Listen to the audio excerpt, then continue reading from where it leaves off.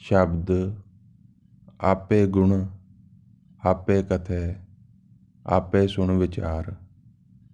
आपे रतन परख तू आपे मोल पार। साचो मान महत तू आपे देवन हारू। व्याख्या।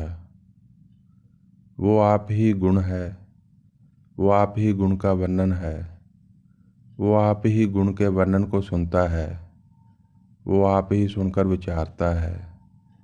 जैसे आँखें शरीर का गुण है और शरीर ही अपने इस गुण का वर्णन है, शरीर ही अपने इस गुण द्वारा देखता है और शरीर ही देखे हुए को विचारता है। वो एक अथाह जल की तरह अनंत जीवन को अपने भीतर समाये हुए है। निराकार जल में आकार हो प्रकट हुआ जीव जल का ही गुण है। जल ही अपने इस गुण को व्यक्त करता है। आकार निराकार में ही व्यक्त होता है। हम किसी आकार को तभी देख पाते हैं जब वह निराकार में हो। आकार का अस्तित्व निराकार में होने से है। निराकार के मिटते ही आकार भी मिट जाएगा। अगर जल मिट जाए तो उसमें से व्यक्त होता जीव भी मिट जाएगा। जल में जीव जल के कारण ही उत्पन्न होता है, जल के कारण ही विचरण कर पाता है और जल के कारण ही उसी में ही विलीन हो जाता है। जल का गुण जल द्वारा ही व्यक्त होता है, जल द्वारा ही सुना और विचारा जाता है। जल गुरु हो जीवन का सार कहता है। कैसे एक निराकार से अनंत जीवन प्रकट होता है और उसमें ही विचरण कर उसमें ही विलीन हो जाता है। वो अनंत एक रूपम, वो आप ही रतन है, वो आप ही रतन की परख है, वो आप ही रतन का अपार मोल हो जाता है। अगर हम गहरे में देखें तो जगत का ताना बाना एक दूसरे से बंधा नजर आएगा। अगर भूख है तो आहार भी है, प्यासा कंठ है तो जल भी है, सांसें हैं तो हवा भी मौजूद है। अगर चमकते रतन हैं तो परख करने वाली आंखें भी हैं और उनका मोल समझने वाली समझ भी है। अगर सुंदर रंगों से भरा जगत दृश्य है तो दृष्टा भी मौजूद है। अन्यथा कौन जान पाता ऐसा अद्भुत जगत अस्तित्व में भी है। सोचो अगर प्रकाश का अस्तित्व न होता तो आंखों के होने का क्या महत्व था। अगर कान न होते तो मधुर वाणियों से भरे जीवन का क्या मान था। अगर तन भूखा होता और कोई आहार उपलब्ध न होता तो जीवन का क्या अर्थ रह जाता। उस कर्ता ने अपनी कृति को बड़े सुसज्जित ढंग से संजोया है। उस कर्ता के कारण ही कृति का मान है, महत्व है। वो आप ही सच्चा मान है, महत्व है। वो आप ही देवनहार है।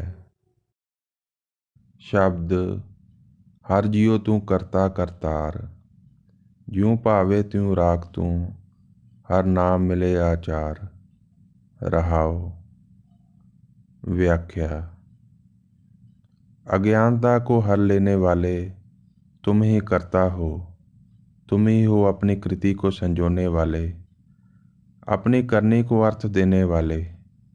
जैसा तुम्हें भाता है वैसा ही रखो। तुम्हारा हर लेने वाला नाम ही जीवन के आचरण के रूप में मिले। यहाँ अगर हम देख पाएं तो शब्द में नाम का अर्थ भी स्पष्ट है। नाम वो वास्तविकता है जो अवास्तविकता को हर लेने वाले से जुड़े हुए है। वास्तविकता का आचरण ही सिमरन है, विस्मरणकर्ता का। शब्द आपे हीरा निर्मला, आपे रंग मजीठ, आपे मोती उजलो, आपे भगत बसीठ। गुर के शब्द सलाहना, कटकट डीठ अठीठ। व्याख्या। निराकार रंगहीन रोशनी जब बारिश की बूंदों में से गुजरती है तो अनेक रंगीन रूपों में विखंडित हो एक आकार में प्रकट हो जाती है। और बारिश की बूंदों के हटते ही यही आकार और रंगों का दृश्य रंगहीन निराकार हो जाता है। रोशनी गुरु हो जीवन का सार कहती है। निराकार जो कुछ भी नहीं, कैसे जीवन को अपने भीतर समाये हुए है, कैसे शून्य से जीवन का गणित प्रकट होता है। जीवन के गणित की जिन बड़ी बड़ी संख्याओं को देख हम अचरज से भर जाते हैं, उनका बीज शून्य ही है। बीज खोलकर देखने पर खाली ही नजर आएगा, पर यह एक खाली बीज ही विराट वृक्ष का जन्मदाता है। खाली को खाली भी कहें तब भी एक बचता है, निराकार को निराकार भी कहें तब भी एक बचता है। वो एक सर्वरूपम, वो आप ही हीरा है, और हीरे की निर्मलता वो आप ही है। वो आप ही जड़ है मजीठ की, और उस जड़ से निकलता रंग वो आप ही है। वो आप ही मोती है, और मोती का उजाला वो आप ही है। वो आप ही भक्त है, और भक्त का नेतृत्व करने वाला वो आप ही है। गुरु के शब्दों में सराहा जाने वाला घट घट में साकार और निराकार वो आप ही है। शब्द आपे सागर बोझता, आपे पार पार, साची वाट सुजान तू, शब्द लगावन हार। निडरिया डर जानिए, बाज गुरु गुबार। व्याख्या। वो आप ही सागर है, और सागर पर तैरती नाव वो आप ही है। वो आप ही पार है, और अपार वो आप ही है। वह आप ही सच्चा पथ है, वही सच्चे पथ को जानने वाला सुजान है, और वही सच्चे पथ को जानने वाले सुजान उस पथ प्रदर्शक के मुख से उच्चारित होता शब्द वो आप ही है। उस निर्भय के भय में हो जाएं, उस गुरु के बिना जीवन पथहीन है। शब्द अस्थिर करता देखिए, होर केती आवे जाए। आपे निर्मल एक तू, होर बंदी तंदे पाए। गुर राखे से उबरे, स्यों लिवलाए। व्याख्या। बहुरंगी जगत उस कर्ता का ही रूप है, पर उस कर्ता का रूप होकर भी सदा एक जैसा नहीं रहता, हर क्षण बदलता है। जगत स्थिर नहीं, बनता है, मिटता है, सदा नए रंगों और रूपों में ढलता ही रहता है। जगत उस कर्ता का अस्थिर रूप है। स्थिर अपने अस्थिर रूप में विचरण करता है। स्थिर कर्ता अपने अस्थिर रूप द्वारा प्रकट होता है, अपने अस्थिर रूप द्वारा ही व्यक्त होता है। प्रत्यक्ष अस्थिर कृति अप्रत्यक्ष स्थिर कर्ता को व्यक्त करती है। जैसे निरूप बादलों में से स्वरूप हो प्रकट हुई बिजली बादलों को व्यक्त करती है। बिजली बादलों में से जन्म लेती है और उन्हें ही व्यक्त कर मिट जाती है। सागर से आती लहरें सागर का ही रूप हैं, जो बताती हैं सागर जलमयी है। सागर से प्रकट होती लहरें सागर के संबंध में परिचय दे मिटती चली जाती हैं। सूर्य से आती प्रकाश की किरणें सूर्य का ही रूप हैं, जो बताती हैं सूर्य प्रकाशमयी है। सूर्य से प्रकट होती प्रकाश की किरणें सूर्य के संबंध में परिचय दे मिटती चली जाती हैं। मनुष्य का तन उस कर्ता का ही रूप, जो कर्ता से ही प्रकट हुआ, जन्म से मृत्यु तक हर क्षण मिटता हुआ, उस कर्ता को ही व्यक्त करता हुआ उसमें ही विलीन हो जाता है। जीव उस कर्ता का रूप हैं, उस कर्ता से प्रकट हो उसे ही व्यक्त करते हुए उसमें ही मिट जाते हैं। कृति उस कर्ता का ही दर्शन है, जो गुरु की तरह हो उस कर्ता की वाणी का उच्चारण करती है, उसके ही शब्द कहती है। जैसे सूर्य की किरणें सूर्य की ऊष्मा को कहती हैं, जैसे सागर की लहरें सागर की नमी को कहती हैं। सागर लहरों में होकर भी लहरों से परे, सूर्य किरणों में होकर भी किरणों से परे, वह कर्ता सर्वरूपी होकर भी हर रूप से परे, सर्वरंगी होकर भी हर रंग से परे, निर्मल निष्कलंक, अनेकता में होकर भी वह एक, अनंत को कार्य में लगाए हुए है। सब उसका ही रूप, उसके ही हुक्म में बंधे, उसके ही सहायक हो इस जगत को चलायमान रखते हैं। कर्ता का स्थिर रूप जो उस कर्ता का ही गुणगान करता है, उसकी ही महिमा कहता है। इस अस्थिर कर्ता को जानना होगा, इसे समझना होगा। ज्ञात पथ पर अग्रसर होकर ही अज्ञात तक पहुंचा जा सकता है। गुरु की शरण में उस कर्ता में ध्यान लगाकर ही अज्ञानता के अंधेरे से मुक्ति संभव है। शब्द हर जियो शब्द पछाणिए, सच रते गुरवाक, तितन मैल न लगी, सच कर जिसो ताक, नदर करे सच पाइए, बिन नावे क्या साक। व्याख्या। बच्चा कितना भी खिलौनों के मोह में डूबा हो, पर जैसे ही माँ की पुकार उसके कानों में पड़ती है, वह सब खिलौनों के मोह से निकल उन्हें वहीं वैसे का वैसा छोड़ माँ की तरफ दौड़ा चला जाता है। माँ बच्चे का मूल है, उसी से वह जन्मा, उसी से वह निर्मित हुआ है। जैसे हम सृष्टि से जन्मे हैं, सृष्टि से निर्मित हुए हैं। सृष्टि निरंतर हर क्षण पुकारती है, पर हम खिलौनों के खेल में ऐसा डूबे हैं कि अब कोई पुकार सुनाई नहीं पड़ती। खिलौने बनावटी हैं, असत्य का प्रतीक हैं, सत्य का बोध नहीं करवाते। फिर भी असत्य का मोह इतना गहरा है कि हम अलग कुछ देख नहीं पाते। हम खिलौनों के मोह में इतना डूबे हैं कि जीवन की रोशनी हम में अब नजर नहीं आती। हम खिलौनों की तरह ही निष्प्राण बनावटी नजर आते हैं। तो फिर कैसे मुक्त हों, कैसे निर्जीवन से सजीवन की ओर लौट पाएं, कैसे जड़ता को तोड़ चैतन्य के साथ बह चलें, कैसे सुने उन शब्दों को जो कब से हमें ही पुकार रहे हैं। ज्ञानी सत्य के ठहरे जल में कमल के समान हो सत्य की बहती धारा को जानने का यत्न करता है, और जीवन की बहती स्थिर धारा उसके लिए गुरु हो जाती है।